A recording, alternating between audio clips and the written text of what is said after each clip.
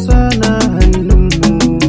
Tabbas na ga ko ina kai ya waye, birni karkarar mu har da rigagenmu. Taso 'yan ƙasa mu kare muradinmu, zaman lafiyar mu tushen ƙarfinmu. Bako bai iya bakar da ya cuce mu, domin aƙili yake jagoranci.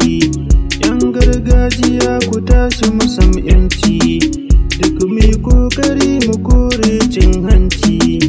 Yau wasu manya-manya tsabar zalunci sun bar rayuwar mu ba wani inganci. Su ra'ayinsu babu tsarin musulunci, sun haɗa kai da ƙungiyoyin kafirci domin tarwatsa mu ba wani sassauci. Sun sa rigunan siyasa a cikinmu, amma baɗilinsu kulla ta'addanci. Wai mu za su farmaka ji munafurci, to ai rabbi baya goyon zalunci. Shi zai taimake mu ku kuma ɗagutu. Dambarwar shirin ku yau dai ta ƙare, ga cani gaban kaso ko ɗan taure. Yau dai ba Faransa mun kifa ɗan kure, mu dai mun aminta sojan ya fi ku. Domin ba su yarda kun kai mun gane, mai waka Aliyu Haidar ɗan Nijar. Na murna ta ko'ina yau mun jone, yanzu Faransa babu su ba kayansu. Nijar ba mu sake fada komarsu, sinannin da ke ta goyon bayansu.